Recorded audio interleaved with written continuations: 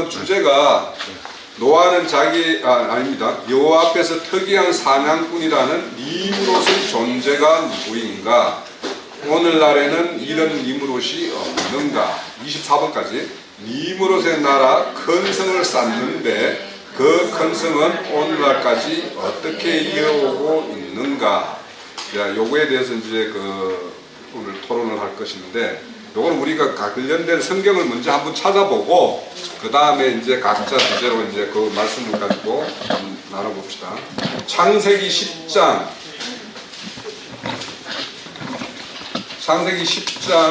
6절에서부터 14절까지가 그에 관련된 내용이네요. 네, 한번 읽어볼게요. 함의 아들은 구스와 미스라임과 북과 가나안이요, 구스의 아들은 서바와 아일라와 삽다와 나암마와 삽드가요, 나아마의 아들 스바와 데단이요. 구스가 또 니므롯을 낳았으니 그는 세상의 첫 용사라. 그가 여호와 앞에서 용감한 사냥꾼이 되었으므로 속담에 이르기를 아무는 여호와 앞에 니므롯과 같이 용감한 사냥꾼이로라 하더라.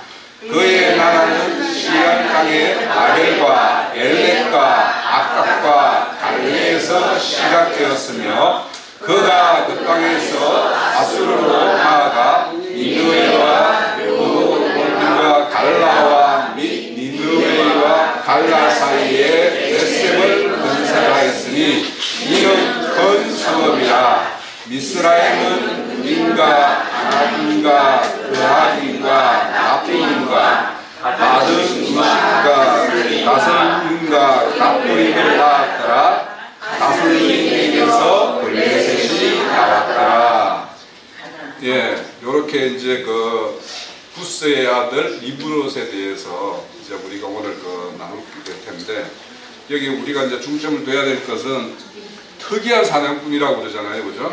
예, 요것에 대해서 우리가 중점적으로 논의하면 되겠습니다. 예. 좀 먼저 누가 하시면 저도 좀 이렇게 참고해가지고 얘기하려고 하는데 아무도 안 하시니까 이렇게 허점이 많은데 그럼에도 불구하고 아무도 손을 안 드시니까 그럼 뒤에서들 하세요. 23절 특이한 사냥꾼 니므롯의 존재는 누구인가? 오늘날은 이런 인물이 없는가? 그래서 옛날에 이거 읽을 때 특이한 사냥꾼? 그래서 참 이거를 제가 30년 동안 11절을 내고 교회를 다녔는데 얘기해주는 인간이 없어요. 그래서 저도 중요하지 않나 하고 그냥 넘어갔습니다. 그래서 이제 다시 이 말씀을 이제 조금씩 이제 들리기 시작하는 거예요. 진리를 들을 때가 되니까. 그래서 근데 그것이 이제 정립이 안 됐었는데, 그래서 이제 한번 이렇게 보니까 저는 이게 지금은 이렇게 보여요. 하나님 앞에 특이한 사냥꾼 이렇게 얘기를 했으면 하나님이 원하시는 사냥꾼이 아니라는 뜻으로 이렇게 쉽게 이렇게 이해가 됐어요. 하나님이 원하시는 사냥꾼은 이러이러한, 그래서 이제 그 표현이 어부, 네가 사람을 낚는 어부가 된다, 또는 목자, 이런 표현들이 있죠. 그래서 그 비슷한 표현들이. 근데 니므롯은 특이한 사냥꾼이라는 거죠. 또 이 말씀 때 저는 성경을 볼 때 항상 이렇게 이제 집중해서 봅니다. 둘 중에 하나로. 이것이 마귀의 일은 살인이라 그랬어요. 그래서 성경이 그 반대로 그러면 하나님의 일을 살리신다 이런 표현은 없어요. 그런데 그 비슷한 표현이 뭐냐? 아브라함의 믿음을 본받는다 그랬을 때 아브라함의 믿음을 추적하면 아브라함에 딱 이런 표현이 나오죠. 하나님이 살리시는 하나님이심을 믿었다 그래요. 그래서 저는 그 성경구의 두 구절을 가지고 보았을 때 하나님의 일은 살리시는 일이고 마귀는 하나님의 반대되는 일로 죽이는 일을 하는구나. 그럼 여기서도 이제 그게 딱 그 두 가지를 틀을 이제 놓고 보는 거죠. 그럼 많이 빗나가지는 않을 것 같아요. 그러면 이게 하나님의 지금 니므롯이라는 사람이 하나님의 일을 하는 진리의 종이냐, 아니면 사단의 일을 하는 거짓 종교의 우두머리냐, 이렇게 봤을 때 이제 답이 시원하게 나오는 거죠. 그래서 우리는 이제 대충 뜻은 아는데, 저는 이제 좀 더 쉽게 표현해 보려고 이렇게 이제 한번 표현해 보는 거예요. 그래서 그는 진리를 듣고 사람들이 구원받는 것을 반대하여 그 일을, 하나님의 일을 대적해서 사람들을 자꾸 거짓 복음으로 하나님의 길을 가리우고 하나님께로 나아가는 길을, 그 천국문을 막는 자. 그래서 그가 또 누구냐? 니무롯이라고 하는 것도 바벨론의 이제 왕을 상징하니까 그 종교 지도자들. 그래서 역사적으로, 그래 당 시대에 그래서 바벨론 시대 또는 그 애굽 시대, 그건 당 시대의 교회, 그 종교의 우두머리죠. 그 왕이죠. 그래서 그 시대의 종교 지도자 또 왕이었다, 이렇게 보고 24번 이렇게 보면, 그러면 이제 니무롯이 지금 23, 24 같이 하는 거죠? 예. 그 니무롯의 나라 이렇게 얘기했어요. 그래서 우리는 영적인 세상에서, 아까도 이제 봤지만 영적인 세계에서 딱 나라는 두 개죠. 하나님의 나라, 사단의 나라, 이렇게 보는 거죠. 근데 니무롯의 나라 그랬으면 사단이 지배하는 세상 나라라는 의미를 이렇게 보이고, 그래서 이제 성을 한번 우리가 또 묵상을 해봐야 될 필요가 있을 것 같아요. 니무롯이 첫 번째 쌓은 성이 어디로 가서 했나? 그래서 바벨탑이 아니라 먼저 쌓은 성이 있더라고요. 그러면 애국성? 에녹성은 가인이 쌓은 거고요. 구스의 후손들이 가서 세운 성이 첫 번째 레게시가 하는 그 성을 먼저 쌓아요. 그 다음에 나중에 바벨탑을 쌓는데, 그럼 성이라는 것을 한번 보면 두 가지 기능이 있죠. 첫 번째 외적을 막는 거죠. 그리고 그 안에서 나를 보존하겠다는 거죠.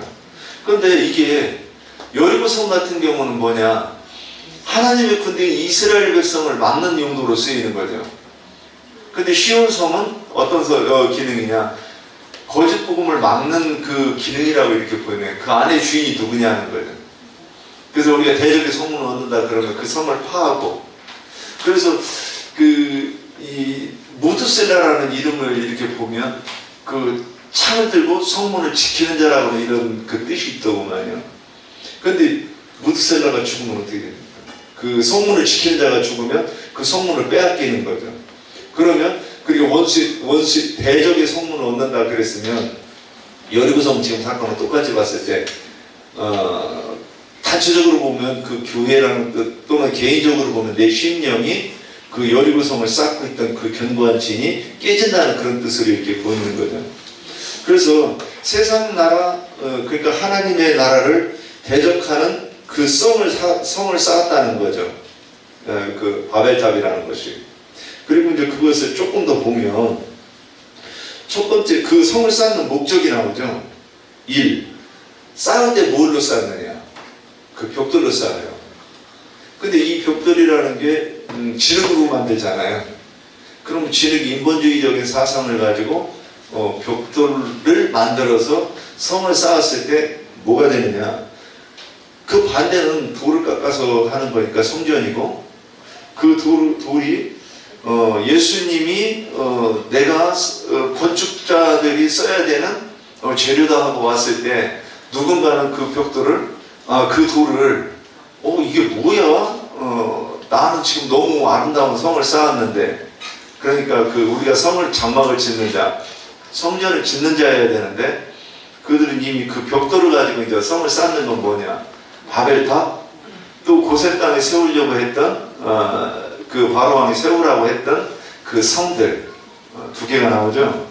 그래서 진흙으로 쌓는다고 하는 것은 성전에 반대되는 개념으로 사단의 그 교회를 건축한다, 이런 뜻으로 이렇게 봐야 될 거고, 그 다음에 대를 하늘에 닿게 한다 하는 것은 그렇게 높게 쌓아서 그 이름은 하나님의 이름과 비기겠다, 이렇게 얘기하는 거죠. 그래서 구원의 이 또한 구원에 이르는 도다. 하나님을 섬기는 방법이다. 이거를 좀 더 깊이 풀으면 이제 10계명까지 이렇게 이제 연결해서 보면 좀 좋을 것 같은데, 제가 시간이 이제 뭐 그렇게 적었는데, 그거 나중에 이제 언젠가 보고, 또 사단이 그 배를 하늘에 쌓는다, 하늘에 닿게 한다는 사단의 가르침이 우리의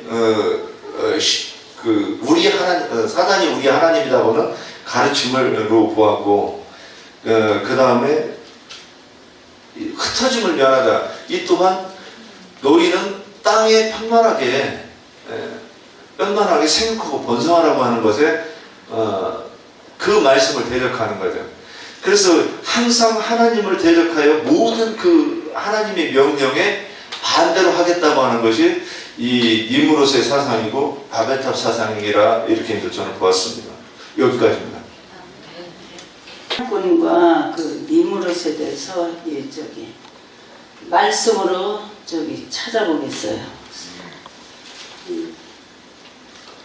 에스겔 13장에서 17절에서 21절에 이 니무롯이 누구라는 거, 어떠한 존재라는 것이 여기 답이 나와 있어요. 에스겔 13장 17절에서 21절. 너 인자야, 너의 백성 중 자기 마음대로 예언하는 여자들에게 경고하며 예언하여 이르기를 주 여호와의 말씀에 사람의 영혼을 사냥하려고 손목마다 부족을 베어 작은 자의 머리를 위하여 수건을 만드는 여자들에게 화 있을진정 너희가 어찌하여 내 백성을 영혼을 사냥하며 자기를 위하여 영혼을 살리려 하느냐.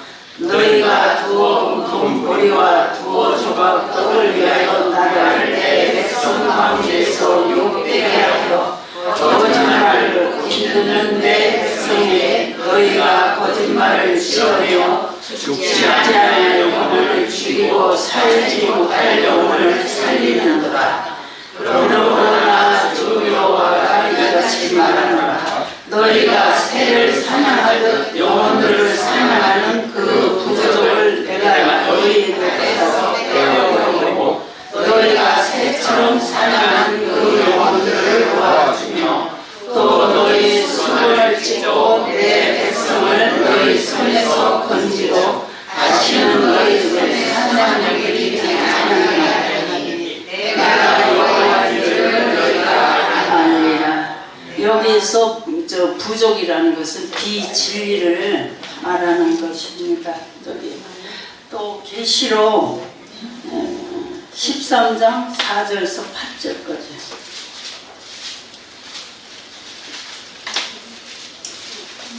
13장 4절에서 8절까지. 용이 짐승에게 권세를 주므로 용에게 경배하며 짐승에게 경배하여 이르되 누가 이 짐승과 같으냐. 누가 의인과 더불어 싸우려 하더라. 또 짐승이 가정되고 신선 모독을 하는 이를 보고 또 42달 동안 야를 권세를 받으냐. 짐승이 이를 벌려 하나님을 향하여 비방하되 그의 이름과 그의 장막 곧 하늘에 사는 자들을 비방하더라. 또 권세를 받아 성도들과 싸워 이기게 되고 각 족속과 백성과 아론과 나라를 다스리는 권세를 받으니 죽임을 당한 어린 양의 생명책에 창세 이후로 이름이 기록되지 못하고 이 땅에 사는 자들은 다 그 짐승에게 경배하리라. 여기에서는 이제 니무롯과 우리 이기는 자들과의 그 영적 전쟁을 말하는 그런 말씀을 여기에서 제가 이 사냥꾼과 니무롯에 대한 것을 말씀으로 좀 찾아봤어요. 이라는 것은 하사를 쏜다는 거죠. 그렇죠?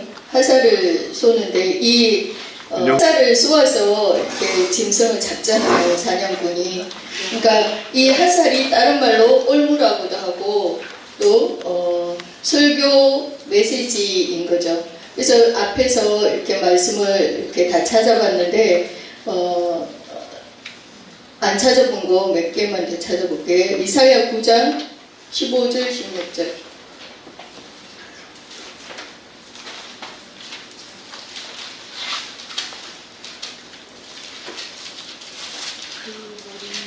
머리는 곧 장로와 존귀한 자요 뿌리는 곧 거짓말을 가르치는 선지자라. 백성을 인도하는 자가 그들로 미혹해 하니 인도를 받는 자가 멸망을 당하는도다. 그래서 잠언 7장도 가볼게요. 잠언 7장 21절. 문경 다음에 마이크를 조금만 빼주세요. 볼륨을 내가 잠언 7장.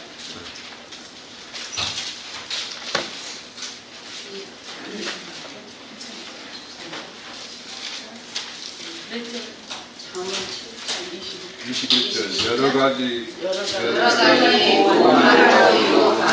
입술에 보이는 말로 깨물고 젊은이가 옥수를 따랐으니 소가 우설장으로 반격하고 미련한 자가 벌을 받으려고 쇠사슬에 매이러 가는 것과 같다. 실경은 화살이 그 가는 끝때까지 이를 것이라. 새가 빨리 검으로 들어가되 그 생명을 잃어버릴 줄을 알지 못함과 일문이라. 그래서 이렇게 화살로 이렇게 쏘아대는데 거짓 복음으로 이렇게 그죠? 거짓 복음, 거짓 메시지로 이렇게 쏘아댄다는 거죠. 그러니까 잠언에는 보니까 이걸 또 거물이라고 이렇게 나오는데요. 새가 빨리 그물에 들어가되 자기 생명을 잃어버리는 줄을 모른다는 거예요.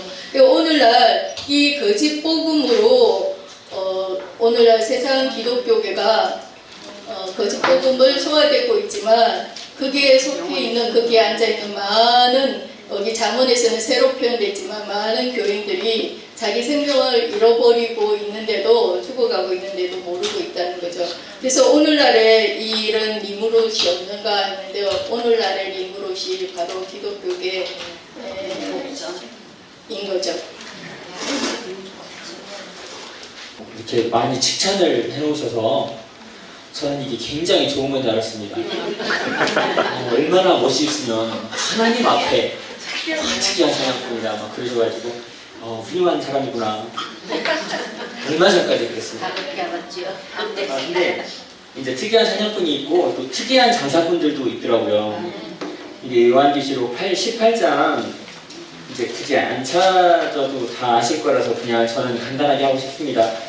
이 상인들이 상품을 막 많이 팔아요. 진주도 팔고 막 옷도 팔고 온갖 짐승들도 다 파는데 마지막에 사람의 영혼들을 팔고 사더라고요.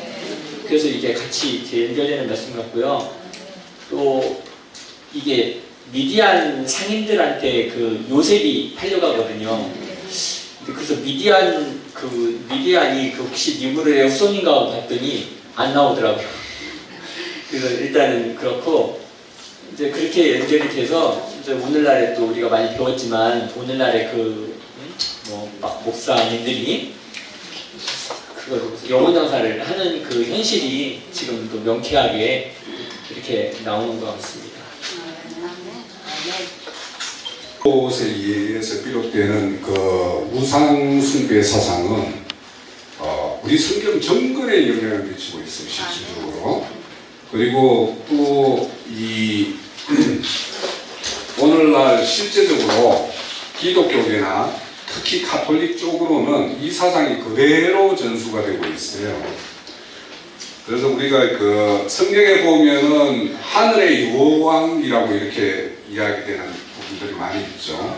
이따 이제 좀 성경 좀 찾아보면 될 텐데, 그러니까 그 하늘의 여왕이라고 표현되는 것이나 계시록의 금방 그 18장에 나오는 나는 여왕이지 가부가 아니다라고 이야기할 때 그 여왕 이런 것들이 다 니무롯의 그 사상 쪽에서 나오는데, 이 니무롯에서 모든 것이 비롯된다기보다는 그 니무롯의 그 부인이 누구예요? 안 나온 것 같아요. 그 성경에는 나오지는 않는데 세미라미스라고 우리는 알고 있죠. 그래서 그 세미라미스에 대해서는 아까 그 에스겔서 8장에 보면 나와요. 에스겔서 8장 14절입니다.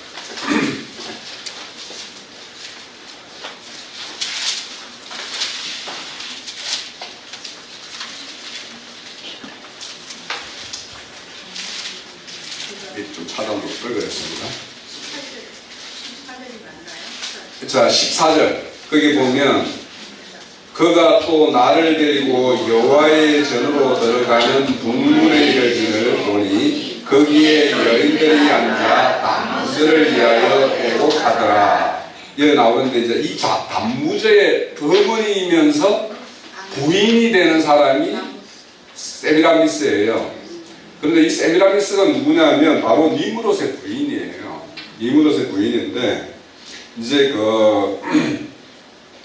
이 니므롯 자체가 이제 특이한 사냥꾼이라고 그러는데 이게 그 니므롯 이름 자체에 뭐냐면 자기 이름을 높이는 자라는 뜻이 있고 반역하다, 배반하다 이런 뜻이 있는 이름이 바로 니므롯이에요. 니므롯 이름에. 그러니까 자기 스스로를 높이고 배역한 자 이렇게 되면 아까 우리 이사야서 14장에 봤던 아침의 계명성과 같은 자기 자신의 어떤 그런 노선이죠. 그래서 이 사람을 이제 영걸이라고 그러고 특이한 사냥꾼이라고 그러는데 앞서서 말씀드린 우리 형제 자매님들 증거대로 영혼을 사냥하는 사냥꾼들의 어떤 대표로서 이제 니므롯이 이제 등장이 되는데 이것이 이제 우리가 잘 알다시피 그 모자상 있잖아요. 모자상. 캐톨릭 쪽에 가면 성모 마리아가 예수를 이렇게 안고 있는 상들 있죠. 이것이 다 뭐냐면 여기에서 온 사상이에요. 바로 뭐냐면 이 니므롯이 죽어요. 죽는데 그 세미라미스가 뭐 어떤 남자와 이렇게 했는지는 모르지만 아들을 낳아요. 그게 뭐냐면 금방 말한 여기에서 그 에스겔서의 14장에 나오는 담무스라는 사람이 이게 그 뭐냐면 그 세미라미스의 아들이에요. 아들인데 이거를 어떻게 이야기하냐면 니므롯이 태양신이에요. 여기서 태양신이 나와요. 그 태양신이 우리 지금 오늘날 우리 기독교계에 미치는 영향이 뭐냐면 성탄절이라고 나오죠. 이 성탄절이 태양신을 섬기는 날이에요. 이게 왜 이 12월 달 12월 25일이냐 하면 실질적으로는 그날이 동짓날인데 날짜를 25일로 이렇게 지내고 있는데 태양신이 언제 태어난다라고 생각하냐 하면 가장 밤이 긴 날. 그때 이제 태양이 태어나서 이제 났다라고 해서 이 태양신을 기념하는 날이 동짓날이에요. 그런데 이제 그렇게 기념을 하고 있는데 이 니므롯이 죽고 그 부인 세미라미스가 어떤 사람하고 어떻게 통관을 했는지 해가지고 아들을 낳았는데 담무제라는 애를 낳았어요. 이 담무제를 뭐라고 하냐면 이 세미라미스가 자기 신랑 니므롯 태양신이 다시 환생했다라고 이야기를 하는 거예요. 네? 이게 이 사상 그러니까 이 삼신론 사상이니 뭐 이런 비슷한 이야기가 이 성경하고 이야기가 스토리가 비슷해요. 예수가 뭐 다시 뭐 살아났네 말았네 막 이런 것과 그래서 이제 이런 그 이 니므롯과 세미라미스와 같은 이런 관계로 낳은 담무제와 같이 이런 어떤 상인에 의해서 조성되어 있는 이런 그 신화들은 여기만 바벨론 땅에만 있는 것이 아니고 중국에도 있고요. 저 이집트에도 있고요. 세계 곳곳에 다 있어요. 그러니까 이 신의 사상이 다 전 세계에 퍼져나간 거예요, 지금. 그렇게 해서 이 니므롯이라는 사상, 그러니까 이 담무제가 그렇게 환생을 했다 해서 뭐냐면 담무제를 태양신으로 섬기는 거예요. 그러니까 환생을 한. 그게 뭐냐면 우리가 성경에서 늘 바라보는 바알신이 바로 여기에서 나오는 거예요. 이 신이에요, 이 신. 그리고 이제 자기는 뭐라고 그러냐면 세미라미스 자신은 달신이라고 그러는 거예요. 월신. 달신이라는 것은 그래서 우리 가나안 땅에 가면은 바알과 누가 대표적인 신이 뭐예요? 아스다롯이 있죠. 아스다롯이 바로 이 세미라미스의 이 사상에서 온 거예요. 이것이 가나안 땅에서는 아스다롯으로 여기고 있고, 이 아스다롯이 자기를 이렇게 숭배하기 위해서 만든 것이 이렇게 각국에 있는 모자상이고 이렇게 생긴 것이에요. 그리고 이제 또 이 아스다롯이 이 부활절이라는 거 있죠. 부활절. 이 부활절도 이 사상에서 온 거예요. 그래서 우리는 하나님의 부활절이 아니라 우리는 부활을 기념하는 거죠. 그분이 다시 부활하셔서 다시 사심으로 인해 가지고 우리의 어떤 우리에게 임한 어떤 성령으로 오는 이런 것들을 우리는 이야기하고 있잖아요. 그런데 이제 이 부활절이라는 걸 이스터스라고 해야 돼요. 이스터. 그러니까 이스터라는 말이 어디에서 온 거냐 하면 이 아스다롯의 어떤 전 이름. 아스다롯이라고 말하기 전에 바벨론 땅에서는 그 이름을 뭐라 그러냐 하면 아스테르테예요. 이 아스테르테가 가나안 땅에서는 아스다롯으로 여기고 있고, 이게 이집트로 가가지고는 그 부활절로 기념하는 이스터 여신이에요. 그래서 이건 뭐냐면 이스터가 달걀 계란, 왜 그 부활절날 계란에다가 색깔 칠해가지고 막 이렇게 하는 줄 알아요? 이 신이, 자기 달신이 계란에서 부화했다라고 해서 기념하기 위해서 이게 하는 거예요. 그러니까 단순히 계란을 뭐 부화의 상징으로 이런 거로 우리는 그냥 단순하게 이해하고 있었지만, 이 아스테르테 여신이 달걀에서 부화됐다라고 생각하는 거기에서 나왔기 때문에 이 계란을 삶아서 색깔 칠해가지고 그렇게 기념을 하고 있는 거예요. 이게 여기에서 이렇게 왔고, 그래서 실질적으로 이제 또 이 담무즈가 자기 그 바벨론에 자기 바알 신전을 세우잖아요. 바알 신전에 세우면 그 바알 신전에는 수많은 방이 있어요. 수많은 방이 있어가지고 거기에는 남색하는 자들, 남자들이 거기에 성전의 사제도로 이렇게 있는데, 여자들이 여기 애국한다라는 게 뭔가 하면은 여인들이 자기의 선택을 받기 위해서 그 성전에 있는 남색한 남자들의 선택을 받기 위해서 이게 애국한다라는 말이 이걸 하는 거예요. 나를 선택해 주세요. 이게 이 애국이라는 게. 그래서 만약에 그 사제들에게 선택이 되어서 거기에서 이제 그 선택받은 여자와 낳은 자식을, 그 아들을 뭐냐면 인신제사로 드리는 것이 바로 바알신의 그 제사, 인신제사가 여기에서 나온 거예요. 그래서 뭐냐면 자기가 그 남자들의 그 여호와의 절이라고 하는 그들의 여호와절이에요. 여기에서 말하는 여호와절이라는 거, 에스겔서 8장 14절에서 말하는 것이 우리가 말하는, 우리가 섬기는 하나님의 절이 아니고, 그들이 지금 섬기고 있기는 한데 이들이 섬기는 모양이 어디냐 하면 담부절을 섬기기 위해서 바알 신전에서 섬기는 것과 똑같이 너희가 하는 짓을 이 짓을 하고 있다라고 말하는 것이 이 에스겔서 14장이에요. 그러니까 여기에서 이 담무저가 그러니까 담무저를 위해서 인신제사를 지낼 자식들을 낳기 위해서 낳았잖아요. 그렇게 해서 낳았지만은 그 여인으로 볼 때는 처음엔 그런 것이라 알고 낳았지만 자기 품 안에 품으면은 뭐예요? 자기 아들이죠. 예? 근데 그걸 인신제사로 드려야 되잖아요. 그래서 그걸 위해서 담부저가 없었으면 내가 내 아들을 이 인신제사로 안 드려도 될 텐데, 지금 담부저 신을 섬기기 위해서 자기 아들을, 품 안에 있는 아들을 내놔야 되는 이런 것들을 애국하는 것이 지금 이 장면이에요. 그래서 그렇게 바알 신전에서 행해지는 그 음행한 행위가 이게 어디까지 흘러왔냐 하면 노시대에 소돔 고모라의 성적 타락의 원인이 이 사상이 들어와 가지고 그렇게 성적 타락이 이루어진 거예요. 예? 그러니까 이 롯시대에 이미, 그러니까 아브라함이 2000년 BC 2000년 시대의 사람이죠. 이 니므롯이 이렇게 태어나고 활동한 것이 약 이 메소포타미아 수메르 문명이 발달된 게 BC 3,500년 전이라고 이야기를 해요. 이때부터 이제 이 문화가 번성을 했죠. 그래서 왜 아브라함을 갈대 우르 땅에서 이렇게 불러냈느냐 하면은 이렇게 이 사상이 이런 성적 타락과 바알신을 숭배하는 사상이 그 시대 때 아브라함이 거하던 그 바벨 갈대 우르 땅에 이게 너무도 팽배했던 시절이었어요. 그러니까 이때 수많은 사람들에게 하나님이 음성을 줬었겠죠. 유일하게 그 음성에 응답한 것이 아브라함이었고, 그래서 아브라함이 그 땅을 떠나서 하나님이 지시하는 가나안 땅으로 나가는 행보를 하게 된 거예요. 그러니까 이 니므롯에서 비롯되는 성적 타락, 우상 숭배, 여신 사상.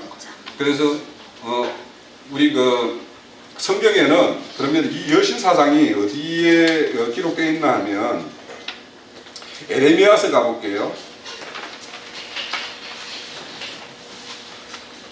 에레미야서 7장 18절에 보면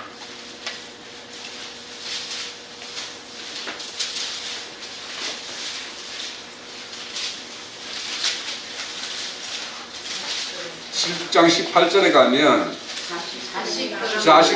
자식들은 나무를 줍고 아버지는 물을 태우고 부녀들은 가루를 간직하여 하늘의 여왕을 위하여 가자를 만들며 그들이 또 다른 신들에게 전제를 부으로 나의 노를 일으켰느니라. 자, 여기서 하늘의 여왕이라는 게 바로 아스다롯이었고, 이것이 비롯된 게 어디냐면 세미라미스의 어떤 그 여왕의 사상에서 흘러왔고요.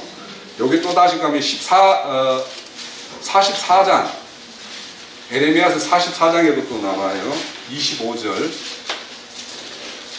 그 짓을 계속하고 있는 거예요. 만군의 여호와 25절 만군의 여호와 이스라엘의 하나님께서 이와 같이 말씀하시되 너희와 너희 아내들을 입으로 말하고 손으로 이르기를 우리가 소원하는 대로 반드시 이행하여 하늘의 여왕에게 분양하고 전제를 드리리라 하였은즉 너희의 소원을 성취하여 너희의 소원을 이행하라 하시느니라.